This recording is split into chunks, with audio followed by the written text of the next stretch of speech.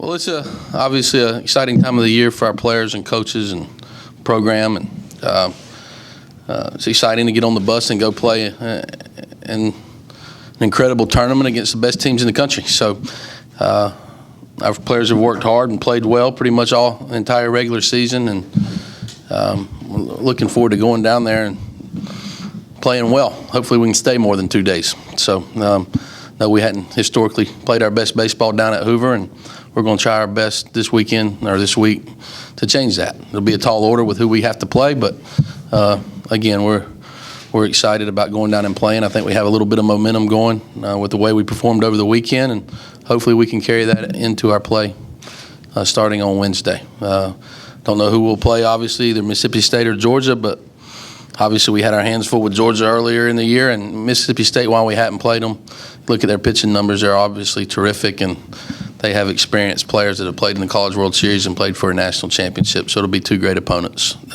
One of the opponents we play will be obviously very, very formidable and a very good one. So, I mean, I think that you can we have a group of guys that can handle some adversity. We can handle some challenges. We're 42-14. We play in the toughest league in the country, and we've won more regular season games than anybody in our league. Now, I know we're the 4th seed, and there's some really good teams behind us. There's some really good teams in front of us. But we've done I'm extremely proud. I would be proud of our team being in this situation had we not had the injuries. If we had played scot-free all year long and we're 42-14, you'd asked me that at the beginning of the year, 42-14, top 4 in the SEC, RPI in the top 10. Will you take it, sign up? Right then, I would take it. And so we've gone through a very difficult schedule, a great league. We're still standing, so to speak, and we're excited about getting that adrenaline shot called the postseason. And typically around here, we've played some really good baseball in the postseason, and everybody's 0-0 right now, so we're excited about getting it started. Coach, the explanation for why South Carolina hasn't always done terrific at the SEC tournament is getting ready for the NCAA tournament, which obviously comes up right after that, and maybe saving arms and all those kind of things get used. Does that ever factor into y'all's minds at all? Has that been a reason, and is this year any different? I think it has factored in. We have to try to keep in perspective what's at stake. I mean, we have a championship at stake. Our conference championship is at stake this week. So it's something that we really want to play well for and try to win. But it's also there's some other important things behind that, and probably the most important, trying to win in the postseason and NCAA tournament and try to get in position to make it to the College World Series. So you have to keep it in perspective. But that being said, you want to win the tournament that you're in. And I'll be the first to say that there's been years when we've gone down there not having necessarily, maybe we had one side of our brain focused on,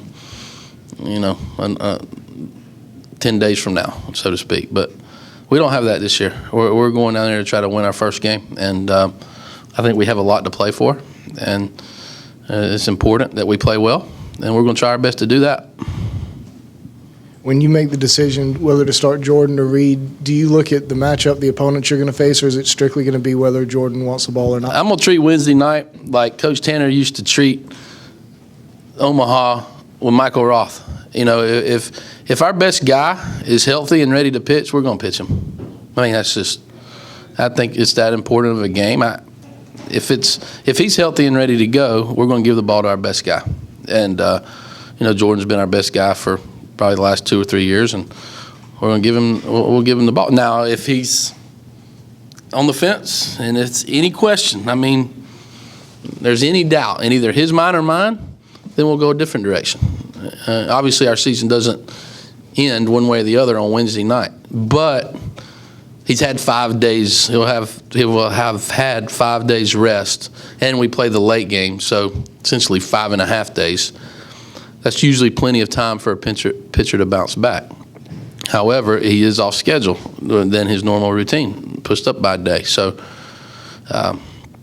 it's a little bit open, but, if Jordan Montgomery says, I want the ball, and I feel great, it's going to be tough for me not to give it to him.